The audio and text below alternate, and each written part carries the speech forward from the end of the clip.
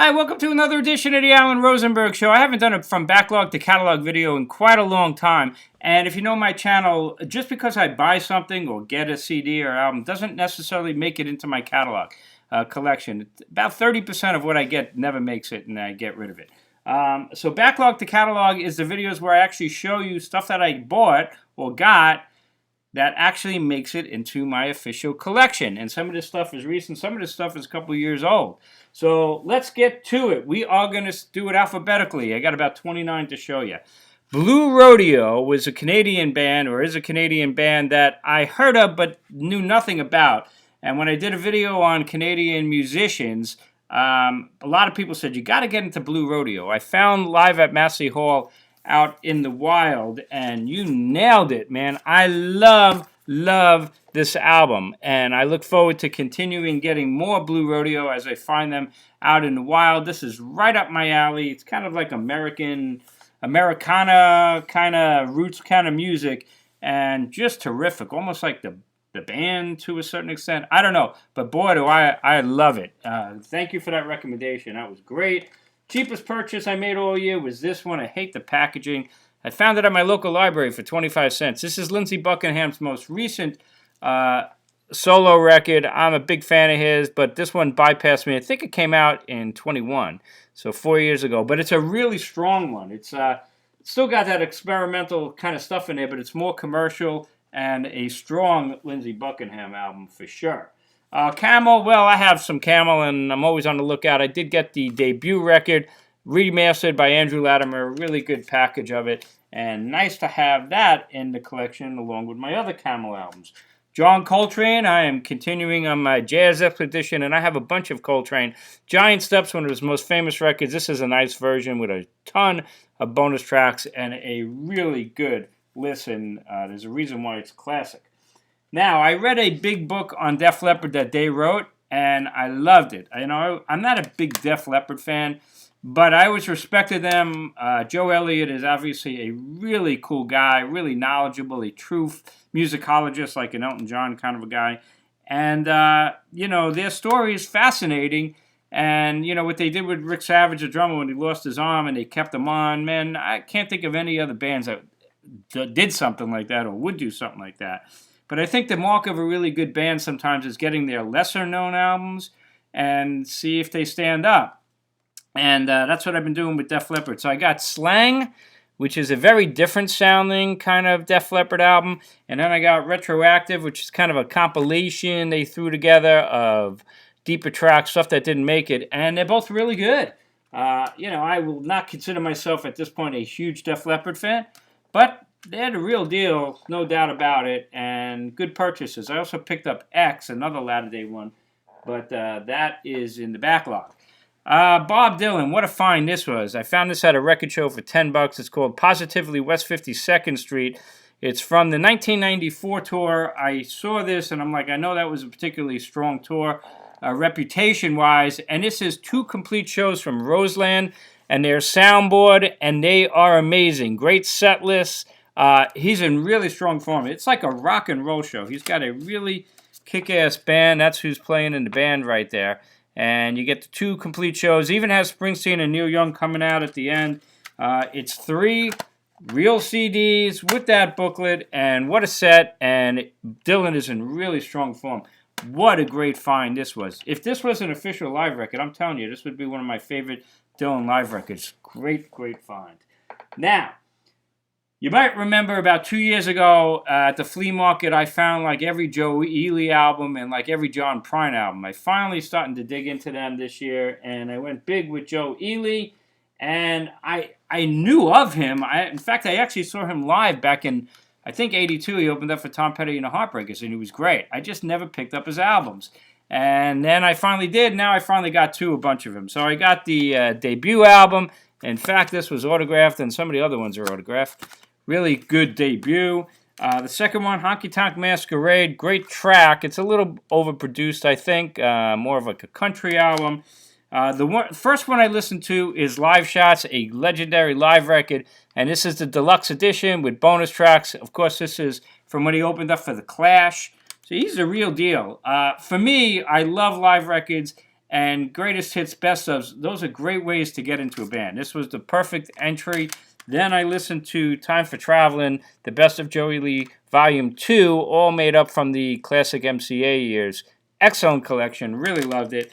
And then my favorite studio record so far, I think, is this one, Musta Nada Got a Lotta, which is more of a rock and roll album as opposed to country, but it's still like that Tex-Mex sound. Wishing for You, what a track that is.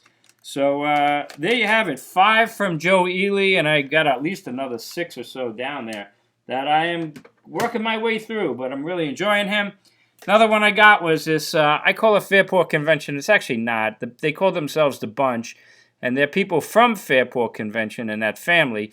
And a thing they did called Rock On, I bought it because I saw it in the wild, and I'll never see this again. And basically, it was like a one-off. They do a lot of covers, and this one has bonus tracks. And it's a good, fun listen. It's certainly nothing fantastic, but it was good. Steve Hackett, no shortage of great live records, but it was fun to get one that's outside of the Genesis Revisited stuff. I love the Genesis Revisited. I mean, he does it amazing. But this one was a really good live record called Live Rails. This is a 2 CD set. And it does have a lot of Genesis stuff on there, or some. First the Fifth, Blood on the Rooftop, Slide in the Windshield, Broadway Melody 74, Los Endos, but a lot of his solo stuff, and another great, great live record from Steve Hackett. George Harrison picked this one up. This was a bootleg. Really good stuff, studio recordings. It's called Songs for Patty. And the Lost Tapes from All Things Must Pass, and a really good release for sure. Fun to have. The bootleg stuff. Next up, Leonard Skinnard, and this is called Collectibles, spelled like Skinnard, and a really excellent collection. You got previously unreleased live stuff, as well as really early recordings, demos, and things like that, and it's great. From the great Leonard Skinnard, when they were Leonard Skinnard. You know, I just saw Skinnard and Foreigner are touring this year. Except neither band has a single original member. Write your comments. How the hell does that happen? I thought those were cover bands. Apparently not. Robert Plant, really good year for me. His newest record was called Saving Grace with Susie Dion. Another excellent recording. Boy, he's just had such a good post-Zeppelin career. I did a video on it. A lot of great covers on here. It's a Beautiful Day Today. Oof, unbelievably great track. And then earlier in the year, I picked up this one that he did with the second one he did with Alison Krauss called Raise the Roof. And this was another phenomenal record, man. Really, this was great too. So 2 winners for me from Robert Plant this year, but this is the new album. Well done, Mr. Plant. That is for sure. We'll stick you over there. And we'll stick that over there, too. Okay. Speaking of John Prine, I have a stack of John Prine down there. I like to start with the hits, and I started with Prine. Now, some of his stuff I'm really familiar with. The Best of John Prine. Excellent release. Nice and short from the vinyl days. 12 tracks, and really good. Really enjoyable, and we'll continue listening to more John Prine. Okay. Bruce Springsteen, quite the year. 2 major releases. Well, we got the Nebraska box set. I did a whole video on this. I don't need to cover it. Just check a couple of videos back and you'll see a whole analysis of this Nebraska box set. But musically, I think it's tremendous and brought me, for certain, a new appreciation for Nebraska.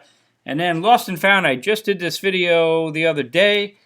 This is a compilation, single compilation, 20 tracks from the Tracks 2 mega box set that he put out. And yeah, I loved it. But again, watch that video. I go through the whole shooting match for that. Okay. Sometimes you find something, I'm like, I'll pick it up. It was like $1, I found it. And you're just blown away how good it was. And this is one of them. Richard Thompson, Acoustic Classics. I think there's more than one version of this. I went into it thinking, I'm sure it's good. Nah, I absolutely loved it. Just tremendous. I'm a big Richard Thompson fan, but this was a great, great find, and absolutely loved it. Let's stick you over there, Richard. Or not. We'll worry about that after. Okay. This, I have every Van Halen album with David Lee Roth, the studio records. I never picked up this live one because it had a pretty bad reputation. Well, I think that reputation was well-deserved. This has got to be one of the worst live records I've heard in a long time, and I think I'm going to be dumping it. Live Van Halen from the Tokyo Dome. I give them credit in the sense that, they kind of released it warts and all, I guess, but the vocals really are pretty bad, even the musically. I don't know. It did absolutely nothing for me. Live Van Halen, I really got it to complete the collection, but don't think it's going to keep the space. Alrighty. Next up, this was a really good find. I'm a really big Stevie Ray Vaughan fan. For whatever reason, this one passed me by. Double Trouble live, Austin, Texas, in the beginning. This is a really early show from 1980.